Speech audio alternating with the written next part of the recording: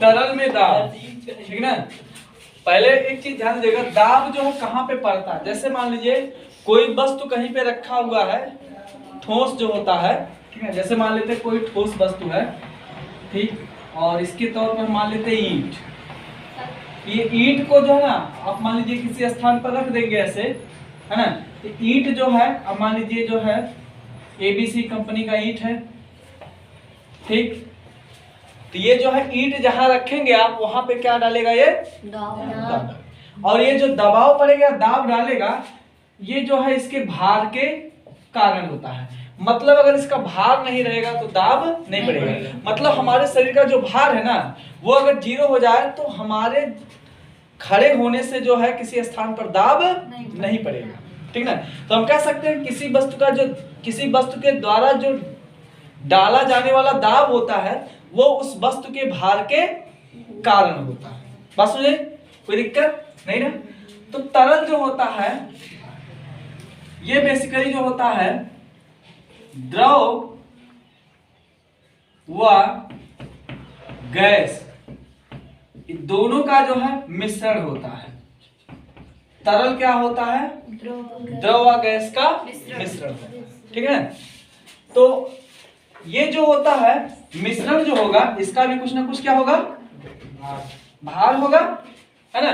जैसे मान लीजिए आप जो है कोई चीज लेने जाते हैं तरल पदार्थ, तो मान लीजिए लीटर में है, अगर आप उसको किलो में लेना चाहेंगे तो आपको वो किलो में भी मिलेगा। लेकिन वही है कि उसका जो है कुछ ना, मान लीजिए आपने 1 लीटर लिया, 1 लीटर लेने के बाद आप उसको जो है वजन करेंगे जब ना, ठीक ना, तो हाथ में पकड़ेंगे तो उसका कुछ ना कुछ भार पता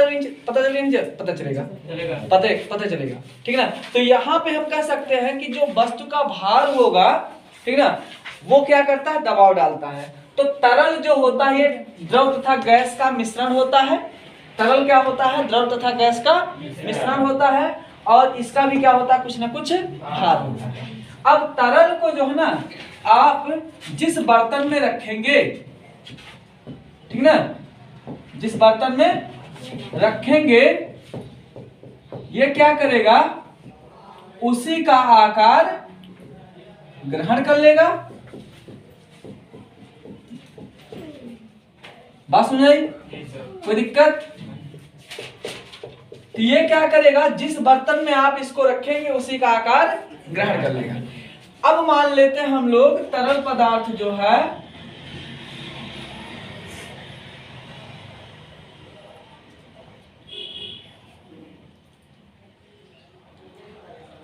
इस बर्तन में रखा गया है, बस समझ रही। अब इसको आप जो है इस बर्तन में जब भर देंगे तरल पदार्थ को, तो इसका जो है जो भार होगा उसका जो है दबाव कहां कहां पर पड़ेगा। तो एक तो जो मान लीजिए अगर इतना भरा है इसमें, इतना, तो ये जो है ना इसकी बाउंड्री जो है, साइड जो है ना, समझ रही, ये दोनों साइड पे पड़ेगा दबाव, और कहां पर पड़ेगा, आधार पर पड़ेगा। तो हम कह सकते हैं कि इसका जो दबाव होता है वो कहां कहां पर पड़ता है, तो जो दीवारें होती हैं और जो आधार होता है वहां पर इसका दबाव पड़ता है। बात समझे, कोई दिक्कत नहीं ना। अब एक चीज ध्यान दीजिएगा कि अगर आप जो है इमेजिन करेंगे, ठीक ना, तो मान लीजिए इसका आधार इतना बड़ा है, ठीक ना, मान लेते हैं यही चित्र जो है इसी से काम चलाते हैं, ठीक। देखिए ये मान लीजिए इसका आधार देखना इतना बड़ा है, तो जो दबाव जो है यहाँ पर महसूस करेंगे वही दबाव यहाँ पर भी महसूस करेंगे। या अगर हम साइड बाउंड्री की बात करते हैं तो जो दबाव यहाँ डाला जाएगा वही दबाव यहाँ पे भी डाला जाएगा उस तरल पदार्थ के द्वारा। दबाव में कोई अंतर नहीं आता है। बात समझ आई, कोई दिक्कत। तो ये जो है तरल में जो है दाब का सिद्धांत होता है, कोई दिक्कत नहीं ना। तरल क्या होता है, तो द्रव और गैस का मिश्रण होता है, और इस मिश्रण का क्या होगा, कुछ ना कुछ भार होगा, और भार के कारण ही जो है हम लोग क्या महसूस करते हैं, तो दाब महसूस करते हैं, ठीक है। बात समझ आई। तो तरल जो होता है उसको आप जिस बर्तन में रखेंगे उसका आकार क्या करेगा, ये ग्रहण कर लेगा। जैसे मान लीजिए आप जो है ना कोई एक तरल का मतलब आप मोबिल देख रहे हैं ना, मोबिल है ना, तो ये जो है तरल पदार्थ है। हमारा जो ब्लड है, खून, वो क्या है? तरल पदार्थ है। मतलब जिसकी कुछ ना कुछ क्या होती है, सांद्रता होती है, कुछ ना कुछ में गाढ़ापन पाया जाता है, अर्थात उसमें कुछ ना कुछ क्या होते, कण उपस्थित होते हैं। तो इस केस में जो है, आप खून को अगर मान लीजिए मग में रखेंगे तो मग वाला आकार ग्रहण कर लेगा, आप अगर बोतल में रखेंगे तो बोतल वाला आकार ग्रहण कर लेगा, है ना। पाइप में डालेंगे तो पाइप का डिजाइन ले लेगा।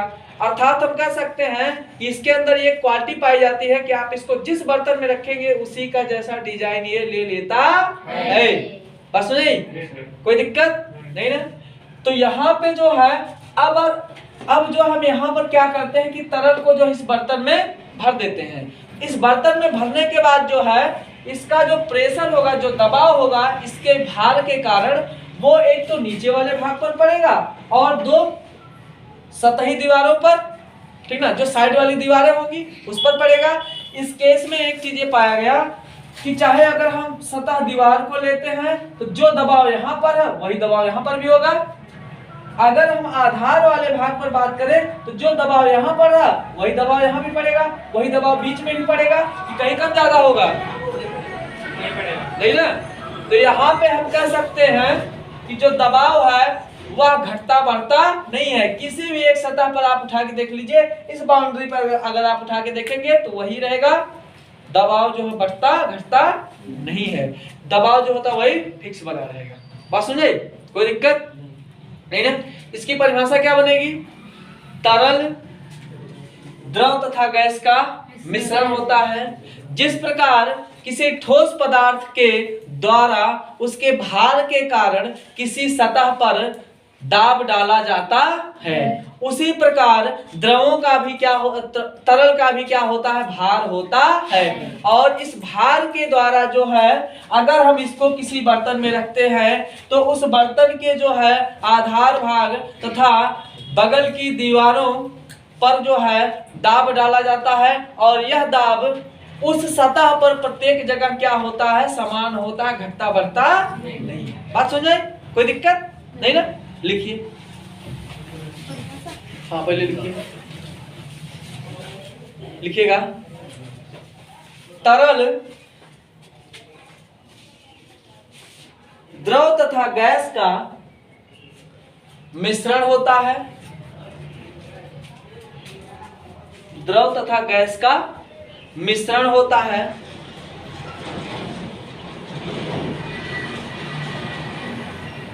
और इस मिश्रण का कुछ न कुछ भार होता है।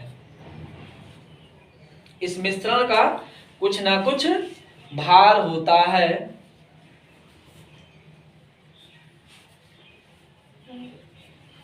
इस भार के कारण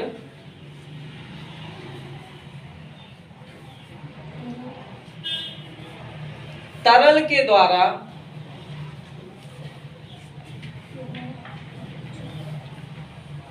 दबाव उत्पन्न किया जाता है। दबाव या दाब उत्पन्न किया जाता है। हो गया? नई लाइन से लिखिएगा। तरल पदार्थ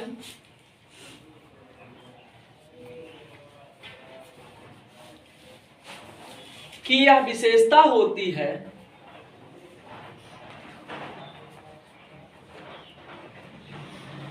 कि उसे जिस बर्तन में रखा जाता है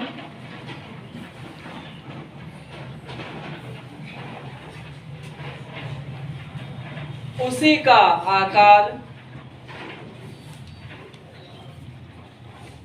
ग्रहण कर लेता है।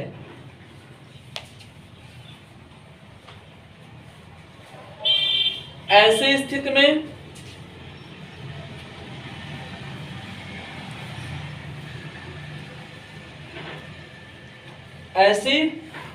में तरल के द्वारा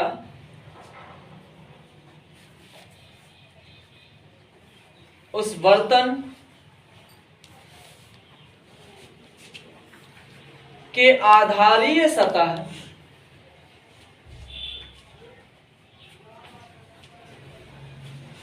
वह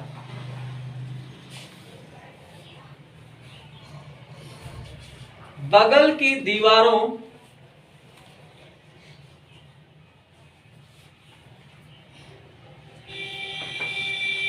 पर दबाव डाला जाता है।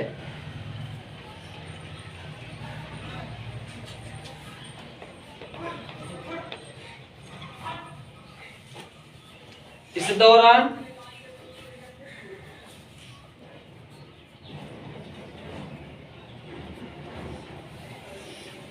किसी एक सतह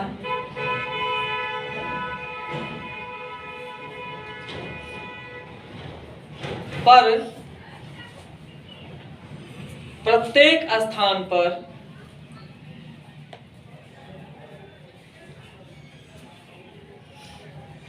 पड़ने वाला दाब एक समान रहता है।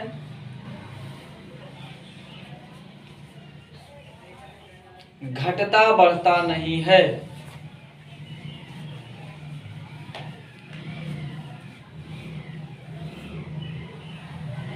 ठीक है, कोई दिक्कत नहीं इसमें। डायग्राम बना दीजिए।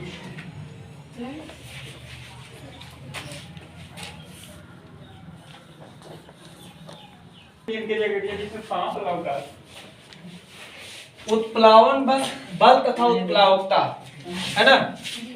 जैसे मान लीजिए आप लोग जो जनरली केयर करते होंगे कि जब आप मान लीजिए कोई तालाब है या पोखरा है, उसमें आप देखेंगे जब आप कूदते हैं ना, तो कूदने के बाद एक बार क्या होता है, आप ऊपर आते हैं। पानी जो आपको धक्का दे करके क्या करता है, ऊपर फेंकता है। ठीक है, तो वही जो ऊपर फेंकना है उसे वो किसके कारण संभव होता है, तो उत्प्लावन बल के कारण। वही जो द्रव के द्वारा बल लगाया जाता है उसी को हम क्या बोलते हैं, उत्प्लावन। ठीक ना। जैसे मान लीजिए ये कोई एक बर्तन है, ठीक, सुनिए, इसमें आप जो है कोई वस्तु जो है, इसमें इतना पानी भरा हुआ है,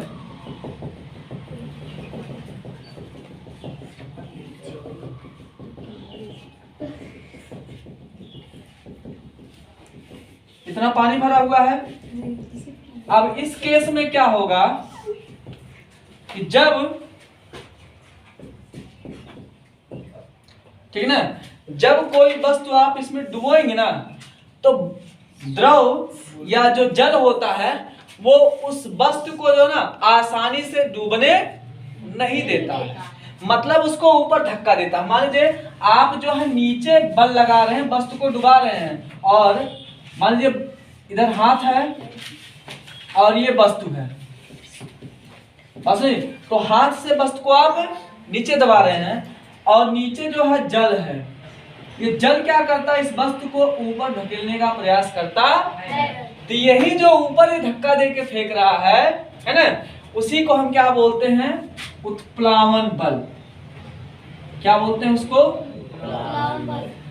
उत्प्लावन बल। ठीक है ना। और उत्प्लावन बल का जो गुण होता है इसी को हम क्या बोलते हैं, उत्प्लावकता। बात समझ आई, कोई दिक्कत नहीं ना। अब एक चीज और ध्यान दीजिएगा, छोड़ दें,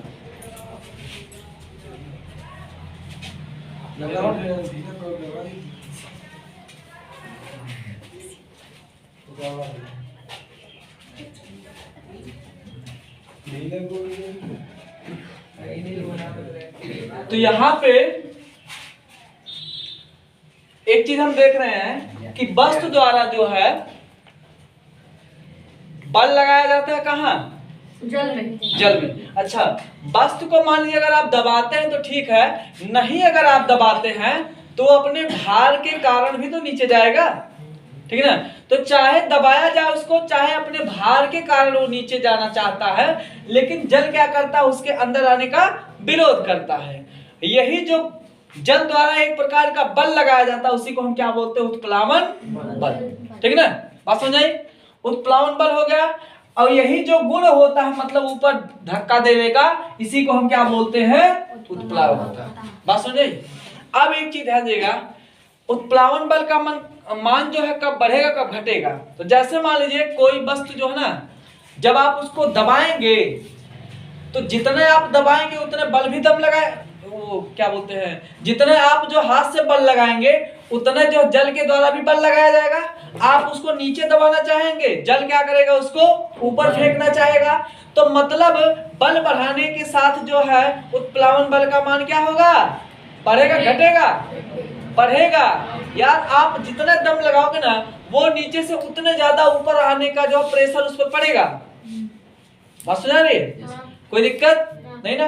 अब देखिए यहाँ पर जो है एक मामला आता है कि उत्प्लावन तो हो गया, कोई दिक्कत?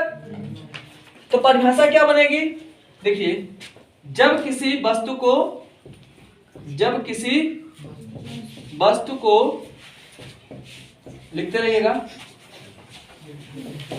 किसी द्रव में डुबोया जाता है,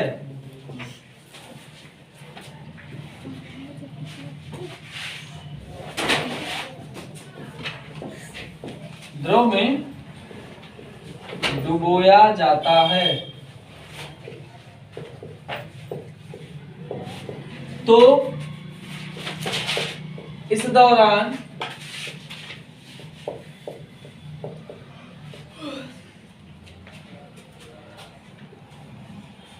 वस्तु के भार के कारण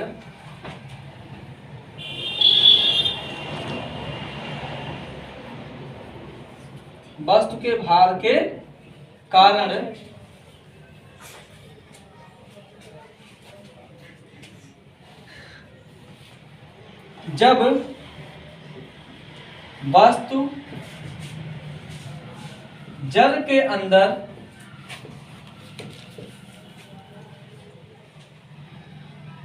जल या द्रव लिख देते हैं ना, जल या द्रव के अंदर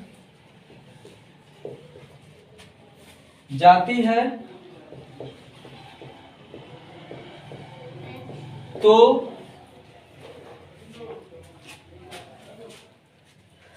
द्रव के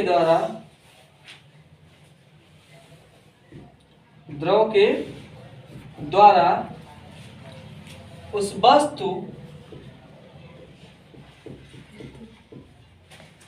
के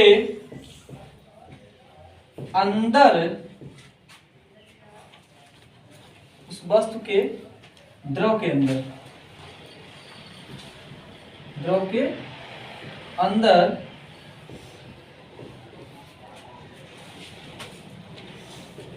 जाने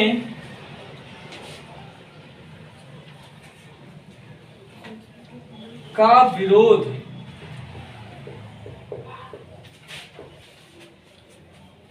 करने के लिए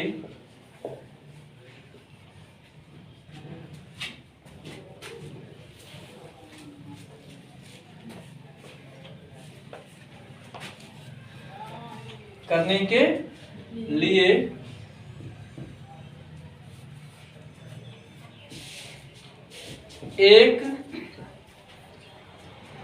प्रकार का बल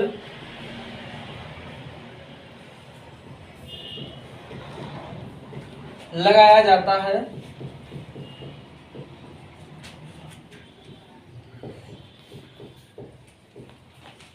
जिसे उत्प्लावन बल कहते हैं।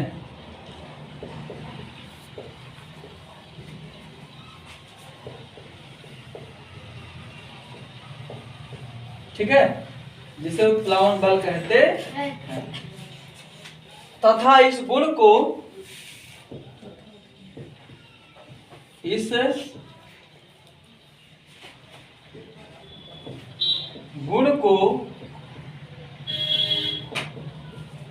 उत्प्लावकता कहते हैं।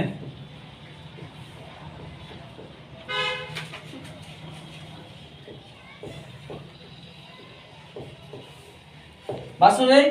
कोई दिक्कत नहीं ना? बना लीजिए इसको।